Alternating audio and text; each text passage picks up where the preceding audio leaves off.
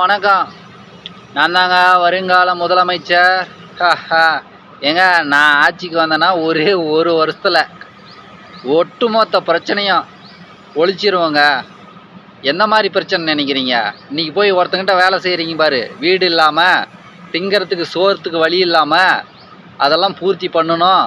நம்ம பிள்ளைங்களாம் அதே இல்லாமையின் நிலைமையில் வாழ்ந்துடக்கூடாது. எப்படியாவது கஷ்டப்பட்டு சொந்த வீடு கட்டிடணும். எப்படியா கஷ்டப்பட்டு அவங்களுக்கு உணவு பஞ்சம் இல்லாமல் சாப்பிட்ற அளவுக்கு அவங்கள கரை சேர்த்துறதுக்கு உண்டான சொத்து சேர்த்து வச்சிடணும் அப்படின்ட்டு எந்த ஒரு அடிப்படை குறையுமே இருக்காது.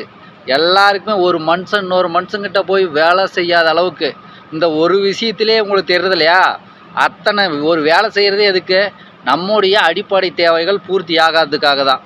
அது உணவு தேவையாக இருக்கலாம், இருப்பிட தேவையாக இருக்கலாம், அந்த உணவு விளைவிக்கிற நில தேவையாக இருக்கலாம், நீர் தேவை, எல்லாமே அந்த தேவைகள் அத்தனையுமே பூர்த்தி செஞ்சுருவாங்க. அப்புறம் இன்னொருத்தங்கிட்ட நீங்கள் போய் வேலை செய்ய வேண்டிய அவசியம் இருக்குமா? அதுவும் ஒரே ஒரு வருஷத்தில். ஏங்க, இன்றைக்கி இருக்கிற அரசியல்வாதிகளுக்கெல்லாம் அரசியல் செய்ய தெரியாதுங்க. 5 வருஷம் கிடையாது, 50 வருஷம் 5000 வருஷம் ஆனால் கூட அவங்களுக்கு அரசியல் செய்யவே தெரியாது. அப்படி ஒரு செய்ய தெரிஞ்ச அறிவார்ந்த ஒரு அரசியல் தலைவர் ஒருத்தர் கூட கிடையாது. அது ஒரு பக்கம் இருந்தாலும் நல்லா சிந்திங்க மக்களா.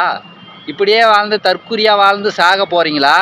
இல்லை ஒரே வருஷத்தில் அத்தனை பிரச்சனையும் ஒழிச்சிட்டு மனுஷனாக சுதந்திரமாக ராஜா மாதிரி ராணி மாதிரி வாழ்கிறீங்களா?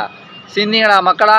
இல்லை நான் தற்குறியாக வாழ்ந்து மடத்தனமாக வாழ்ந்து கஷ்டப்பட்டு வாழ்க்கையை தொலைச்சி தான் சாவும் அப்படின்னா வேறு யாரும் ஒன்றும் பண்ண முடியாது. சரி, அது ஒரு பக்கம் இருந்தாலும் இப்போ நம்ம பார்க்க போகிறது என்ன தெரியுமா? மனுஷன் எதுக்காக வாழ்கிறது? நம்ம சொத்துக்காகவா, பணத்துக்காகவா, வீடு கட்டணுன்றதுக்காகவா? அதுக்காக கிடையாது. மனுஷன் இந்த பரிணாமத்தில் நாமன்ற ஒரு அணுக்கு இவ்வளோ பெரிய ஒரு அணுக்கள் தேகமாக அமைஞ்ச ஒரு மனித தேகம் கிடச்சிருக்குல்ல. இதை இந்த உடம்பு அழிஞ்சால் அடுத்த பரிணாமத்துக்கு போயிடுவோம். அப்போ இந்த உடம்பை அழியாமல் பார்த்துக்கணும். அதுக்காக தான் மனுஷன் அறிவை வளர்த்துக்கணும். இதை தான் திருமூலர் சொன்னார். என்ன சொன்னார்? உடம்பார் அழியின் உயிரார் அழிவர் அப்படின்ட்டு. திடம்பனம் மெய்ஞானம் சேரவும் மாட்டார்னு.